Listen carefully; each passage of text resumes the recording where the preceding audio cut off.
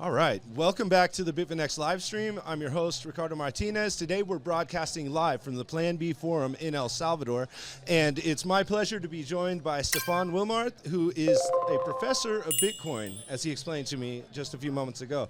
Do you want to tell people what you're teaching in regards to Bitcoin? Okay, so I teach at the State University in Connecticut, Southern Connecticut State University. Okay. And this semester we're launching a new course. Took more than 2 years to get it approved, but the course is entitled Bitcoin, Blockchain, and AI. So we're really trying to cover topics of interest to students at the School of Business, but we've opened the course to students across the university because many students are interested in these topics. But we've really opened this course and this lecture series to try to help students understand the different technologies and their impact on economics and the social system. So that's the platform. We've also, as part of this, created a platform, which is a hands-on experiential learning platform, trying to help entrepreneurs in waiting, young students that are coming out of university, looking at an entrepreneurial career. And so this platform is designed to help students design, start up, and run businesses as Bitcoin-only businesses. So, wow. So it's a real leap beyond traditional entrepreneurship training programs, because again, we're not giving students any instruction in how to use fiat as part of their business model. It's 100% Bitcoin. That's amazing.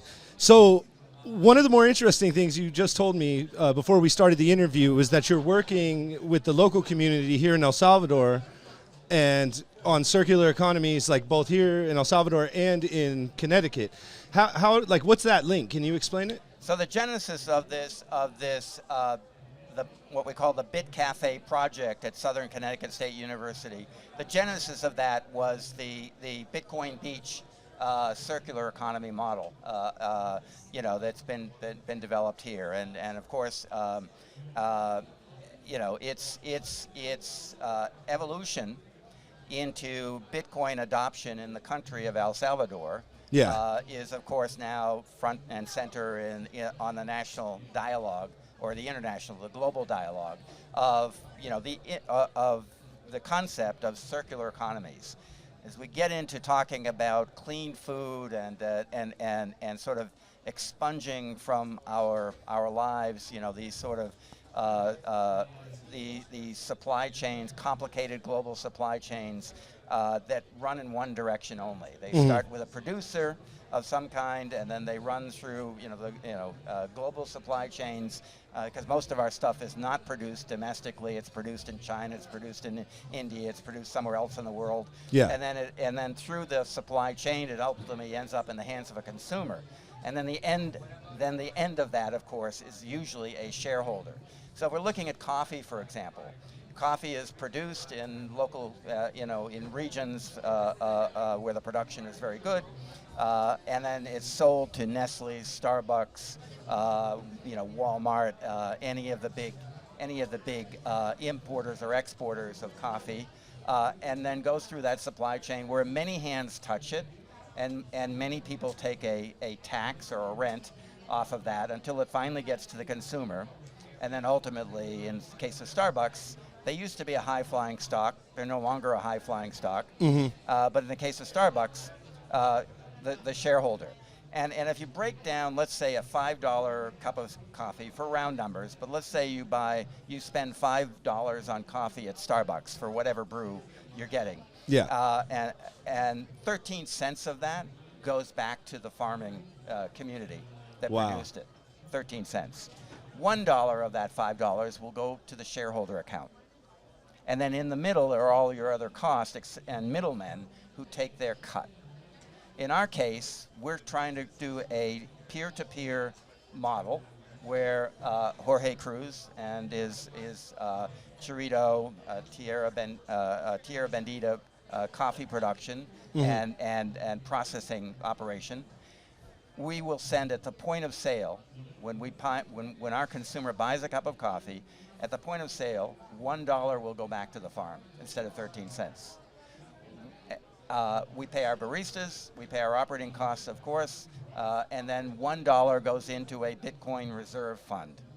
And so we operate as a nonprofit, and the community fund is used for things like student scholarships. It's used for making investments back in the country, for medical, for upgrading, medical, housing, education, etc. We're a community centric, we're a community benefits company, if you will. Okay. Our cafe. So we're one small cafe. Again, we're just starting this up. We've just gotten approval to run this platform at Southern Connecticut State University. So the cafe is like on campus? It's on campus. Okay. We have space within the School of Business, and we draw students and faculty from all over campus. When they come in for a cup of coffee for El Salvador's finest coffee, we're selling excellent coffee. The Satoshi blend? The Satoshi blend and the other blends, but we're advertising the best coffee in the world for, again, the same price as you would pay at Starbucks, but the impact of that purchase because we have an app developed locally here in El Salvador that splits payments at the point of sale between the coffee producer. So Jorge, on his phone, when we make the sale, immediately gets that $1 per cup of coffee that he puts back into his farming operation. We pay our baristas, and they get paid not only for making a good brew, but they get paid for being able to orange pill or explain Bitcoin to customers. Because every one of the customers that comes, every student, et cetera, comes, every professor that comes for a cup of coffee at our cafe on campus, the only currency we'll take is Bitcoin. Wow. We will not take credit cards, we will not take cash. Okay. It's Bitcoin only. And naturally, everybody that comes to us doesn't have any Bitcoin, so we will provide a $25 gift certificate to every customer, every first customer that comes. Okay. So we'll buy the first 5 cups of coffee on our tab. And just like Bitcoin Beach, seeded the ground by distributing some Bitcoin to all of the merchants and the young people, the orange pill people. Yeah. We're doing the same thing. We're gonna give people their first wallet. We're gonna give people their first tranche of Bitcoin to spend, and then they'll come back and they'll spend it. And then when they're done spending it, of course, they'll have to add to their own wallet. Yeah. And do you guys have a Bitcoin ATM located in the cafe? I've seen some businesses do that, right. so people can get their first sats. There's a device again that's been built locally here. We're gonna the K1. We're eventually gonna stand that up in the cafe. Again, we have to work within a regulatory environment. Okay. And putting up an ATM, although we can do it, there are plenty of Bitcoin ATMs around. Yeah, there's we rules. don't want to connect back to the bank. Yeah. We want to stand independently of that. So, we'll get there eventually. But the point of this exercise is to help student entrepreneurs go through these steps. It's hands-on learning. Yeah. So we provide the platform, but they build the business from design to development of the business model, to their accounts that they create, et cetera, and go all the way through the process. We have hundreds of small business merchants in New Haven, Connecticut, where I live. Yeah. We literally sit side by side with Yale University. So we get students from all over the world that come to Yale that we're inviting to come to the cafe at Southern Connecticut State University. And we've got hundreds of other merchants, nail salons, hair salons, people, art galleries, clothing stores, et cetera, that are local businesses. Yeah.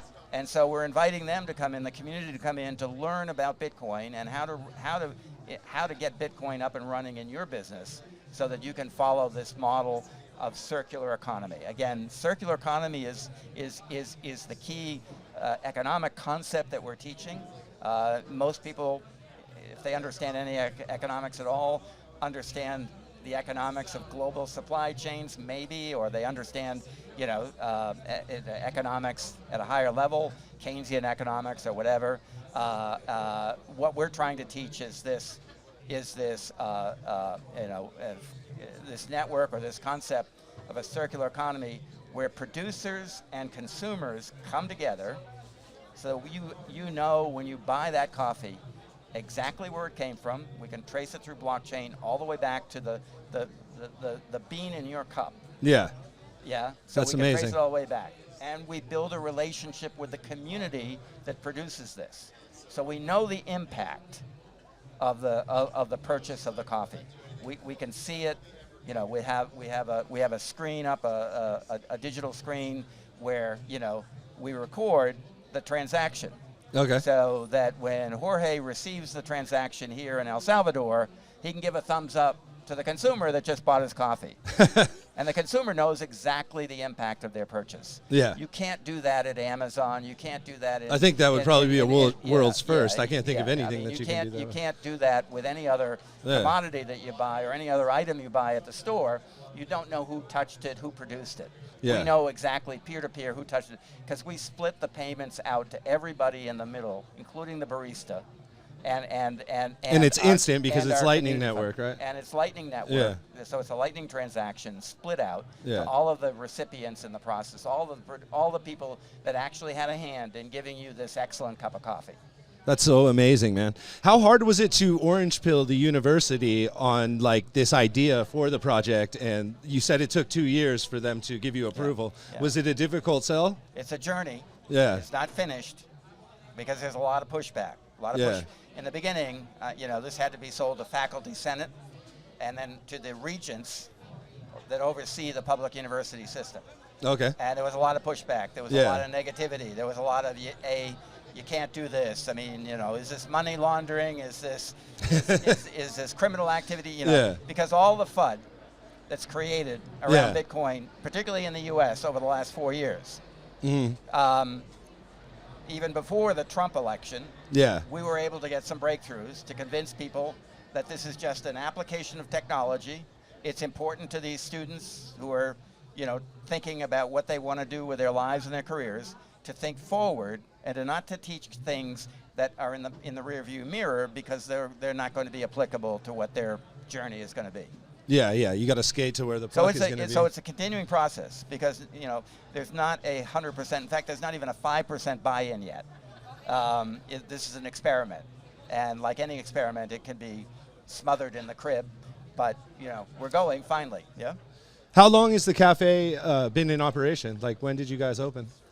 We've been doing meetups in the community. We've been promoting the Bit Cafe project for more than 2 years.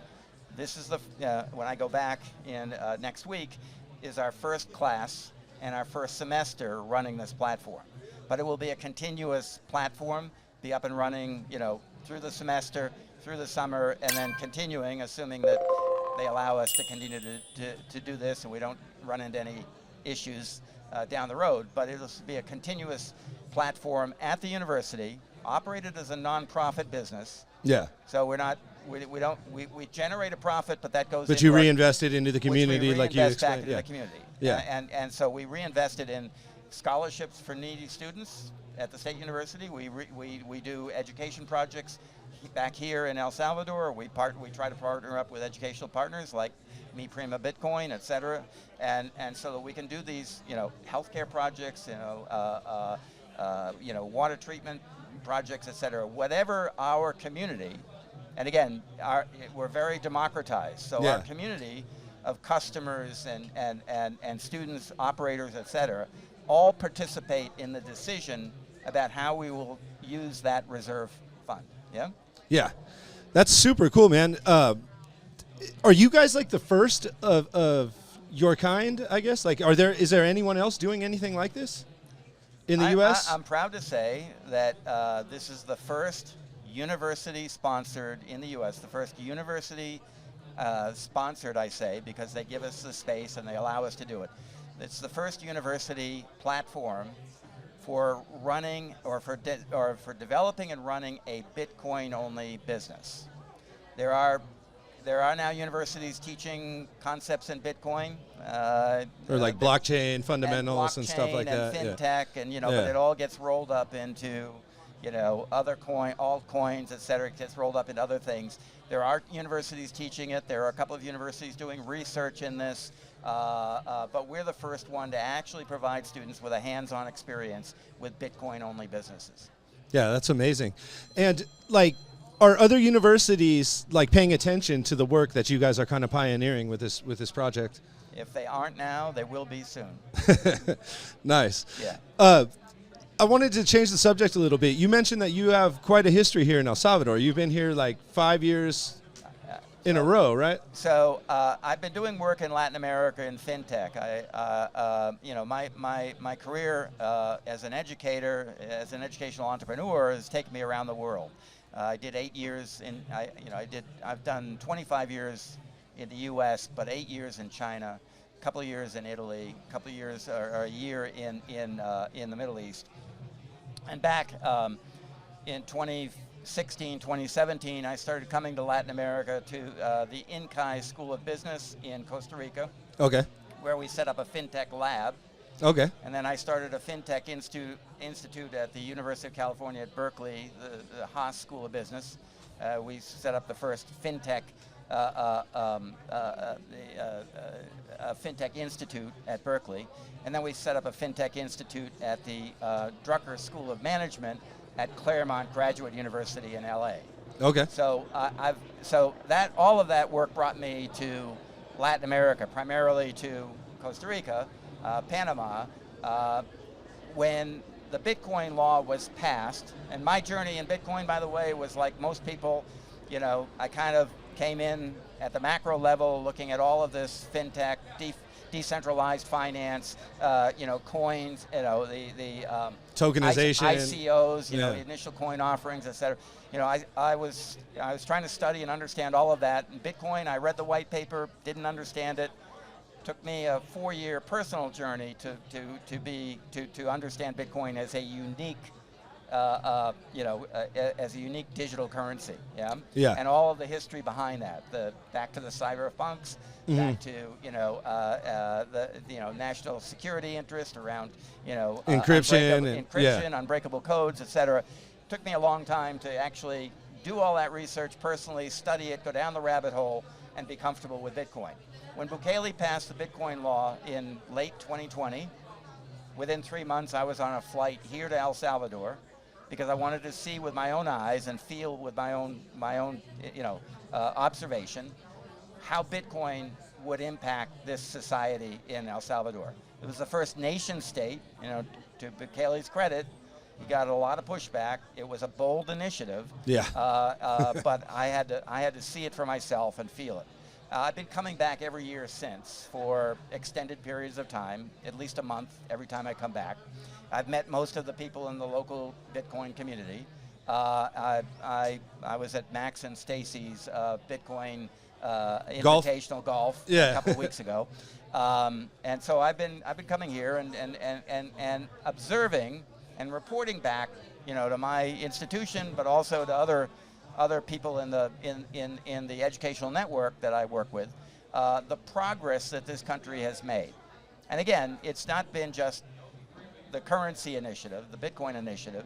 It's been a combination of stabilizing the society, ridding the violence and the gangs from the society, and doing infrastructure development that is not in Bukele's personal interest per se.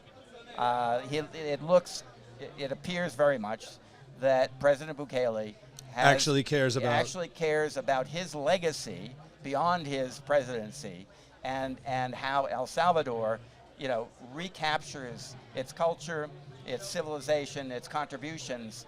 We have a lot of Salvadoran students at Yale University. I meet them. We have a lot of Salvadoran students at Berkeley, at UCLA. So, we know that El Salvador can produce a very high quality of learners, researchers, technologists, etc. And I'm particularly pleased at the growth of the native technology expertise, the native technology culture here in El Salvador, as a result again of this experiment in Bitcoin. We see from all over Europe and all over the U.S. developers coming here, working as digital natives or digital nomads, immigrant nomads, etc. Yeah. And providing this infrastructure, this intellectual infrastructure to El Salvador that can allow Salvador to dream about becoming like a Singapore or like a Dubai, or like a Hong Kong or one of the other Asian tigers. I would say they're on their way. They're on their way. Yeah. And I've seen this, I've experienced it. I'm of a certain age, so I've lived through the evolution of some of these very small, compact city-states into global giants. Yeah. And nothing can make me happier than to see El Salvador take its place on the stage as a giant in innovation globally. It's looked at by Europe now, by many parts of the U.S., by many parts of the global North as an example of how a country can bootstrap itself into the pantheon of giants, of national giants. Yeah. Yeah, no, I agree. I interviewed Paolo. He's our CTO for Bitfinex, right? And he is like heavily supportive of El Salvador, and he really sees this place as like the potential to be like the financial capital of all of Latin America. That is true. Yeah. And I've seen it again in Dubai. I've seen it in Singapore. Yeah. And I've lived through those evolutions, and so yes, I agree. Yeah, it's amazing. So you mentioned that your nonprofit, the Bitcoin Cafe project, the class that you guys are teaching to the entrepreneurs up there, that you reinvest some of the money down here in El Salvador into like educational programs and like infrastructure and things like water treatment. Where are you guys like working? Are you in El Zonte like focusing those efforts, or? Again, so we're starting this journey, but our fundamental meme is coffee. Yeah. Conversation, which is the educational piece, and community. Okay. Which is where we engage our community of students and producers, of consumers and producers. We create a community around that. Okay. So when you come into our cafe to buy a cup of coffee, you're getting a great brew and you're having a good coffee experience, but that's not the end of it. Yeah. We want you to see yourself as part of the larger community, to engage that community. Our cafe will host meetups. We'll continue the dialogue, the discussion. We want to trigger people's emotional connection to this idea of community and what it can do. Okay. And as Michael Saylor is proving with his model of Bitcoin as a reserve asset, we want to use Bitcoin as a reserve asset. Again, we're not going to be at that scale, of course, because we're just a small cafe. Yeah. But as we bring other cafes and other businesses, into this community, we hope to expand up and show people how a community benefit organization, and then a nonprofit, if you will, can actually enjoy the benefits of a for-profit organization without the weight of a shareholder class that's just simply taking a rent. Yeah. Without that weight, we're trying to get people to understand how you can have a good life, good living, and you can enjoy giving back to the community in a meaningful way. Yeah. If you're making donations to nonprofits today, again, you're donating into a black hole. You don't really know the impact of that donation at a micro level. You don't know what your contribution is actually doing, and you really don't know where your contribution is going. You have no say in that. We're going to democratize this whole community process so that our members of our community can actually make decisions as a group, or as committees within the group. Yeah. They can make decisions about where they want to invest their money. And again, because you've got that connection with the community back here in El Salvador. Yeah. There should be no, our community. Jorge will be part of this community and this discussion. Members of the Salvadoran community will be part of this discussion. So that community benefit will accrue equally to both spheres. That's super cool. To tighten us up as one community, right? Yeah, like a force for good. What has the response been from the students that are participating in the program? Like, are they excited about it? Are they new to Bitcoin, or are they like seasoned Bitcoiners? Like, what kind of students So are in the group? I just got an email this morning because people are signing up for the class. We're limiting in this first class, trying to keep it manageable at 50. Okay. But we've been overwhelmed with applications. Wow. Students are very interested. Nice. Keep in mind the dialogue has changed. The narrative has changed. Trump and the Trump coin and Bitcoin reserves. States and I've filed legislation in Connecticut, or I've prepared legislation, given it to the our legislative finance committee to create a Bitcoin reserve in Connecticut. Now, so far it's sitting in the back room and hasn't been released yet, but I'm hoping we can convince. I've talked to our governor, Ned Lamont. Jorge has talked to our governor about the benefits of Bitcoin into society here in El Salvador. Yeah. And so, we think we have some level of support, but this is tricky politics. Yeah, I bet. And people are, being There's cautious entrenched about getting interests. they're being cautious about getting out on a limb. Yeah. But we're hoping that this groundswell of support is going to ultimately allow us to expand this to other universities within our region, the Northeast. And, again, we've got a powerful neighbor looking over our shoulder, Yale University, which is the citadel of the fiat system. And we get students from all over the world. Our students at Southern are local students. Okay. They're hard work. They come from working class family. Many of them are first generation Americans. They're immigrants. Okay. Got a couple of Salvadoran students from the U.S. that are part of this program. Nice. Yeah. Yeah. So because they're inspired by their what's going on back in El Salvador, and so that's our cohort of students, our working class kids, right? Cool. That probably will stay in the community after graduation. Yeah. Across town, Yale University. You got kids people come from everywhere. Globally, their interest is to join the latest bank in New York, or the latest Wall Street investment fund. Investment banks. Their benefactors at Yale are all BlackRock and Blackstone and Fidelity, et cetera. Yeah. So they're looking over our shoulder at this. So whether it gets adopted by a Cornell, a Yale, Columbia, Harvard, and MIT remains to be seen. But we've started, and it always takes a spark to get a fire going, right? Yeah, I agree. It's super exciting what you're doing, man. Is there any final words you want to say before we close out the interview? I'm available to answer any questions. You can reach me at Steven@thebitcafe.info. Okay. Or if you want to do a direct email, it's Steven. I'm sorry. Yeah, not .info. It's Steven@thebitcafe.io. That's my email address. You can learn about our project at Southern on thebitcafe.info. Okay. Okay? Yeah. Well, Steven, it was very, very nice to talk to you.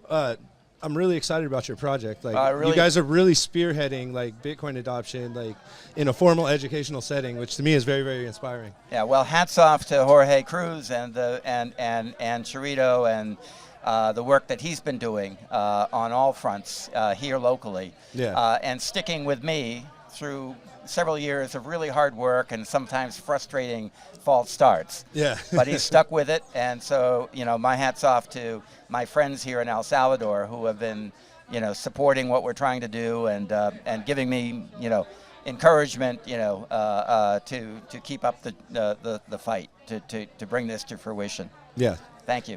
Yeah. Thank you. Okay.